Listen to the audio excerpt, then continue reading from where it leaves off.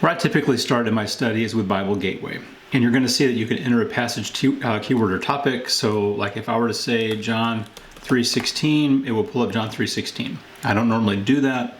I would almost always say John 3 because I don't just want one verse. I can still find 3:16, but I usually want more to it because studying one verse is usually not as helpful as getting the context.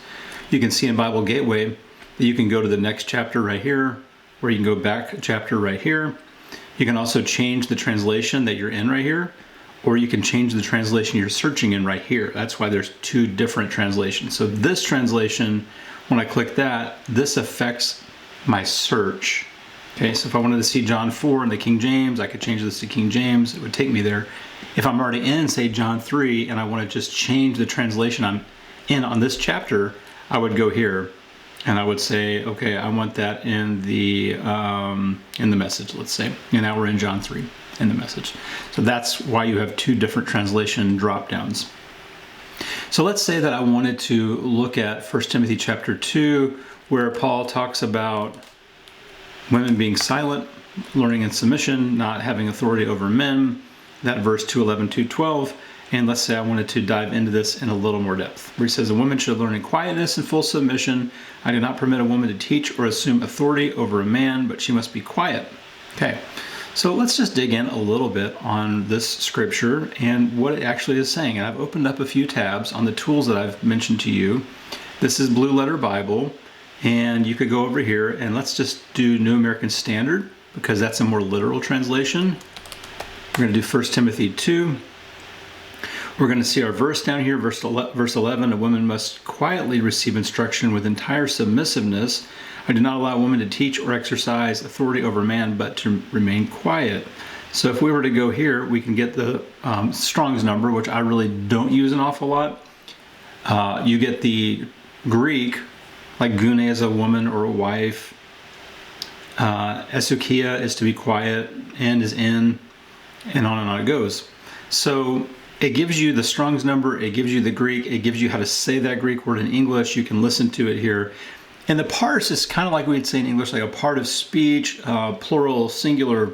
If it's the subject of the sentence, if it's the direct object, if it's a possessive, this is going to tell you what some of that is. So this is nominative, singular, feminine.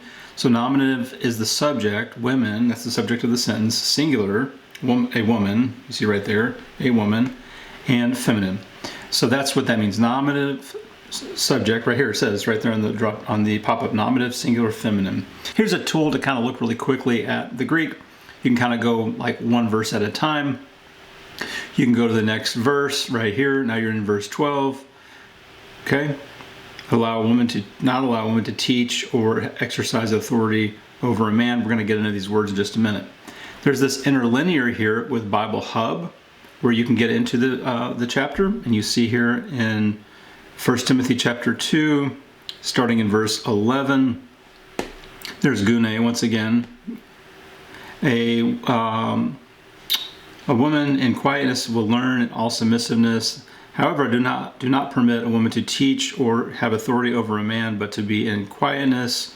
Adam was formed first, etc., etc. Okay, so now you get a parallel, or actually this is an interlinear. That's the Bible Hub, but I really want to look at the Step Bible. So I've already pulled this up in 1 Timothy 2, and you're going to notice here, let a woman learn quietly with all submissiveness. So I'm going to look at that word quietly, and it says quietness. If I go up there, you're not going to see it, but it says in that turquoise top, that second bold word, quietness is hesukia, silence, settling down, lack of disturbance, rest, quiet, tranquility, a quiet, tranquil life. 2 Thessalonians 3:12, etc., etc. Okay. So that word doesn't always mean silent, although it can mean silent. It has a range of meaning, and that range of meaning is determined by context. So is Paul actually saying that women are to be completely silent all the time? Well, we would say in practice, no, because women sing, women say amen. A lot of home churches, women speak openly. That doesn't make it right just because we do it. We got to be fair with the text.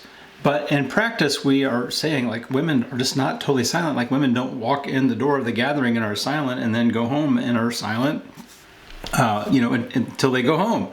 It's just not the way that things tend to work. So, is Paul saying a little bit more than that here? What is the text saying? That's really what we want to get at. Not just like, what do I want it to mean? That's called eisegesis, like me trying to put meaning into the text. No, I want to get meaning out of the text. What is it actually saying? When I click on that word quiet, some other words pop up. You're going to notice over here in verse 2, up here in the top left, it says quiet. And right here at the end of verse 12, she is to remain quiet. You see it here, and you see it here. So all of a sudden, we're noticing that Paul is telling people to be quiet in more than one place. And what's he saying here? Maybe there's a context that gives us more of the meaning. He says, first of all, then I urge you that supplications, prayers, intercessions, and thanksgiving be made for all people, for kings and all who are in high positions, that we, Christians, all Christians, may lead a peaceful, that's eremos, and quiet, hesukios, life, godly and dignified in every way. So he's saying all Christians are to lead this quiet life. You wouldn't translate that all Christians must be completely silent in the world. That doesn't work. That's not a thing. So here that word is translated quiet. And it's basically hesukios, a woman must learn quietly, hesukia. It's basically the same word. And the context of women being quiet, silent, whatever in the assembly, he first says that all Christians should be quiet, living godly, dignified lives in the world, peaceful, peaceable people. Don't raise a fuss. Don't cause a stir, he's saying, out in the world. And then a few verses later, in verse 11, he's telling the women to act that same way in the assembly. When we're talking about the world, we would never translate that to be silent. But now when we get to verse 11, we're saying that women then must be silent. Here in this translation, it says, let a woman learn quietly with all submission. And then with all submissiveness, I do not permit a woman to teach or exercise authority over a man, rather she is to remain, a lot of translations say silent. And here's that word again, hesukia. And you can see their quietness, silence at the top, settling down, lack of disturbance, translated as rest, quiet, tranquility, a quiet, tranquil life. And then it gives you these other scriptures, 2 Thessalonians 3:12, where that's the definition of the quiet life, Acts 22:2, 1 Timothy 2:11 and 12, etc. So all of a sudden, this whole idea that women are to be perfectly silent in the assembly, they can't say anything because that wouldn't be being silent, is pretty challenged here, because that word in this very chapter, in context, cannot mean silent in verse 2. So what does it mean? Seems like it means live peacefully, peaceably, he says in verse 2, and quiet, not raising a ruckus, but godly, okay, dignified in every way. So my own belief is that the context of 2:11 and 12 is set over in 2:1 and 2, where he's talking about living this quiet life, and he's talking to the women who must be raising a fuss in the assembly for him to call that out and say, you need to be esukia, you need to be quiet, you need to be peaceable in the assembly. He doesn't actually tell them to be peaceable in the assembly. You can edit that. You need to be quiet. Don't raise a fuss when you all get together. And then he says, I do not permit a woman to teach or exercise authority over a man. Okay, exercise authority. This has been one of the big things here, is can there be women pastors, which we have a whole another debate over that word. That's a widely abused word. But women in leadership positions, what kind of positions can women occupy? Because this verse, putting restrictions here in a way, we got to understand the words. I do not permit a woman to teach or exercise authority over a man. Rather, she is to be silent. No, she is to remain quiet. She's not to raise a stink. And historically, we talked in the previous video, lesson 2, that history and culture make a difference to what's going on. And we know that Timothy is in Ephesus.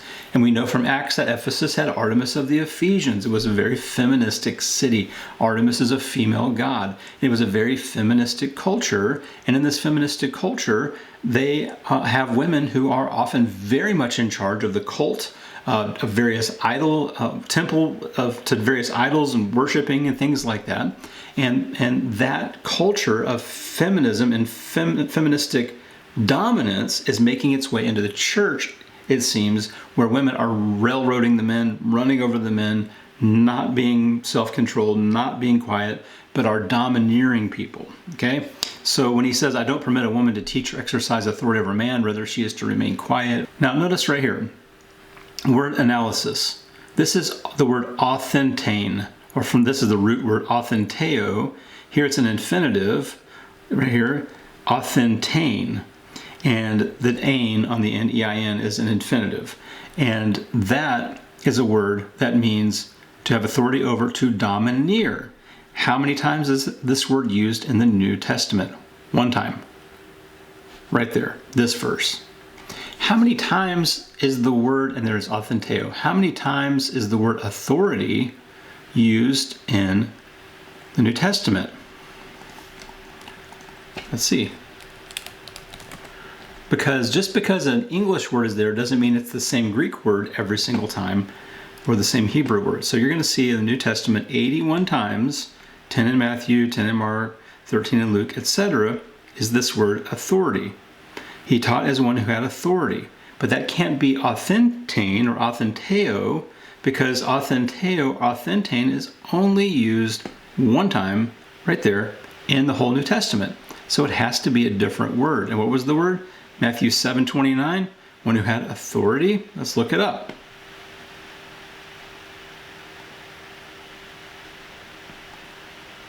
Let's look it up. Matthew 7:29. He was teaching them as one who had authority. Authentane? No. Exousia. Exousia is a word used 102 times in the New Testament. The word in 1 Timothy 2:12, authentane, authenteo is the root word, is used one time. And it means to domineer. It means to dictatorially control. In some context, it's almost a violent word.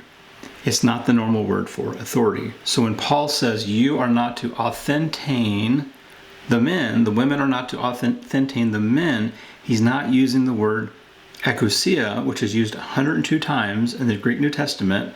Pretty much any time you see the word authority, it's exousia.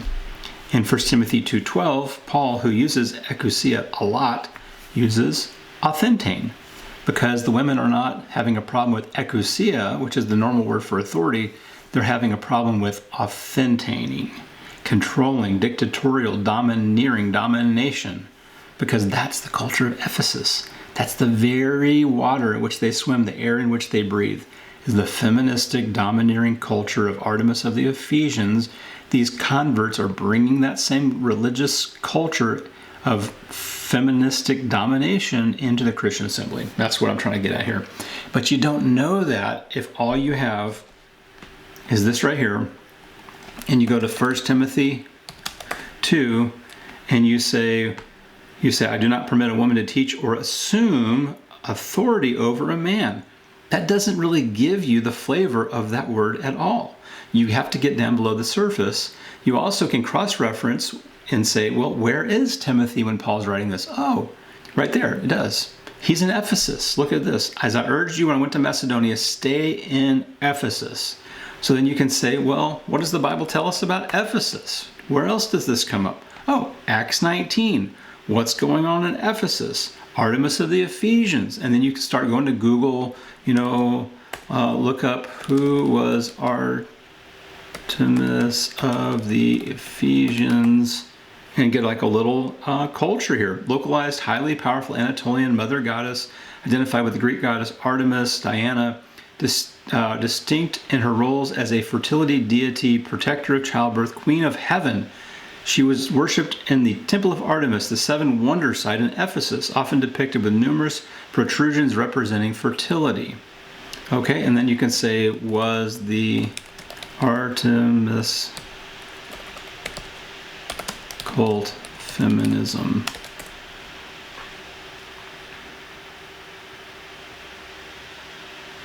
The cult of Artemis, particularly in Ephesus, provided a unique environment that offered women levels of autonomy, leadership, and agency uncommon in other areas of the ancient Greco-Roman life.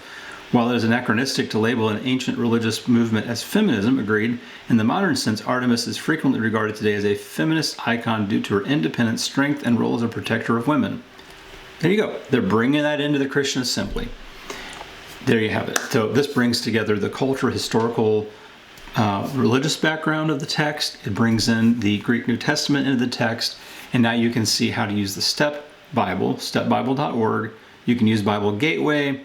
You can get some of these parallel interlinears through Bible Hub if you want to see things side by side like this. So if we go to 1 Timothy 2, we're going to get these things side by side. And we're going to see, he talks about kings and all of those in authority, which is not even the same word for authority here. He says to live a tranquil, eremos, like peaceful, and hesukia, quiet life, to lead that. And then he says, so again, we have right here, it's right there, hesukion. That's like an H, hesukion, okay?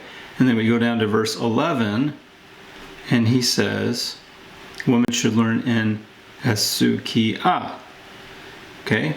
And that, he says, I do not permit a woman to use authentane, authority over a man, but to be in quietness, to be, as some of the translations say, silent.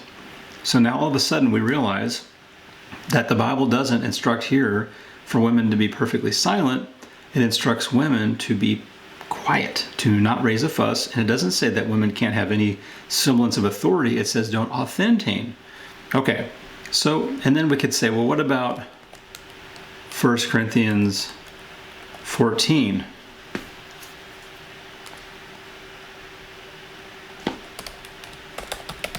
Let's look that word up. And we say, well, I know he tells women to be silent somewhere else.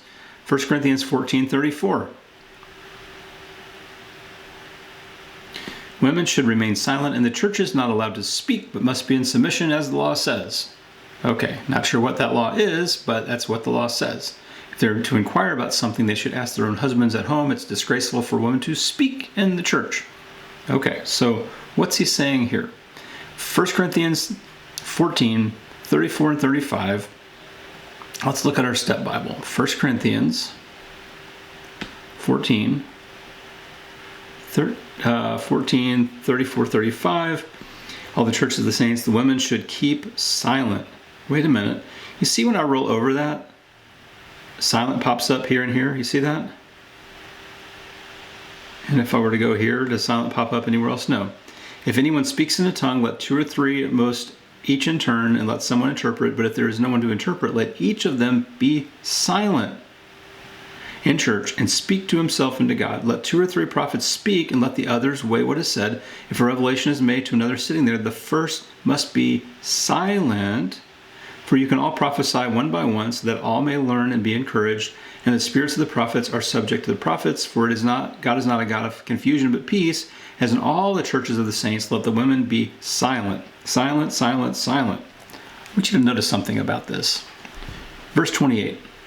If there is no one to interpret, let each be silent. So first he says that the people speaking in tongues can speak unless there's no one there to interpret, then they must be silent. And then he says here in verse 29, let two or three prophets speak. If a revelation is made to someone sitting there, let the first be silent. For you can all prophesy one by one. And then he says the women should be silent. And then he says why. They are not permitted to speak, but should be in submission, as the law says. If there's anything they desire to learn, let them ask their husbands at home. What's going on here? With prophets and tongue speakers, it's the exact same word. He tells them to be silent because he is instructing against disruption. Disruptive tongue speakers need to be silent, or if there's no one to interpret and it's not having any meaning, there's times to be silent. Same with the prophets. If someone's prophesying, another person gets a revelation, stands up, then someone needs to be silent while this person prophesies. But tongue speakers and prophets can both speak unless there are situations of disruption that dictate them to be quiet, to be silent. Let someone else talk. And it's the same thing here basically with the women, that he says, if you have questions to ask your husband at home. So it sounds like that these women are being told to be silent because they have been disruptive. There's 3 disruptive groups.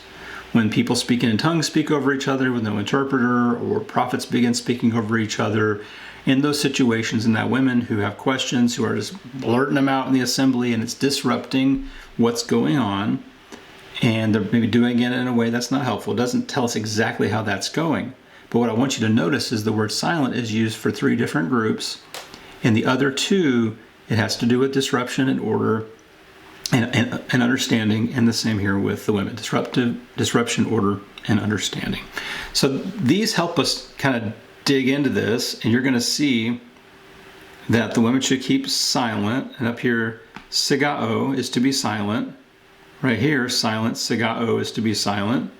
And right here, sigao is to be silent. And notice it's not exousia from 1 Timothy 2. It's a different word here, used 9 times. And here they are. Here they are. Luke 9:36, Luke 20:26, Acts 12:17, when they tell people to be quiet, Acts 15:12, when the assembly fell silent, 15:13, Romans 16:25, and here, the 3 times here in 1 Corinthians 14, not 1 Timothy 2. 2 different words going on there, isn't it? Isn't that interesting? So he actually is telling them here to be silent, not to be quiet.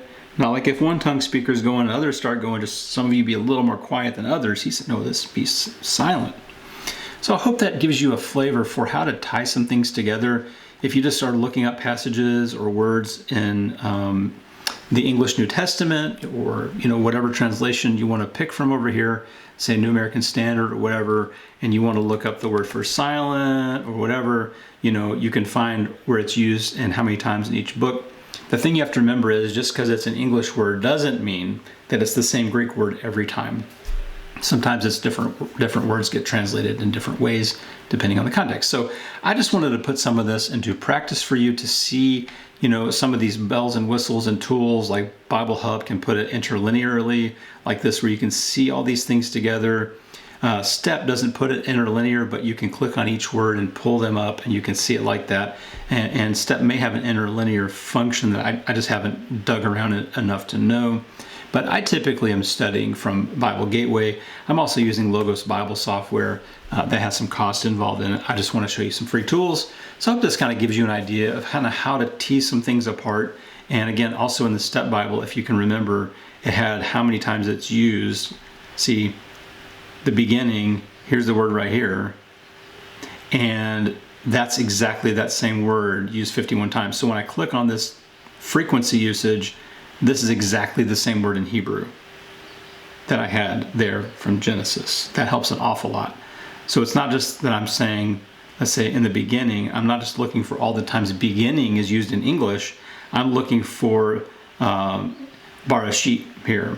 That in the beginning God created heavens and earth. I'm looking for that exact same word 51 times. Or like, God saw the light, that it was good, 121 times that word is used, and the word or, and I can go here and that's exactly the same word in Hebrew. So hope that gives you some tools to kind of tease some things apart and get how to use this in a way you can dig a little deeper. You got to be a little careful with a little understanding, though, to not form some kind of wild heretical opinion because you found out the meaning of a Greek word. So what I really encourage you to do is to continue to go to multiple English translations and see if there's some agreement there. Not that you're just digging around for the perfect one that matches your interpretation, but if no one is translating it the way you're translating it, you're probably not in the right spot. It's a huge, huge thing to remember. So I hope this is helpful to you. And we're going to have the next one, lesson 3, coming right up, on how to have this transform us, how to have the Word of God shape us and transform us. So looking forward to that one. Talk soon.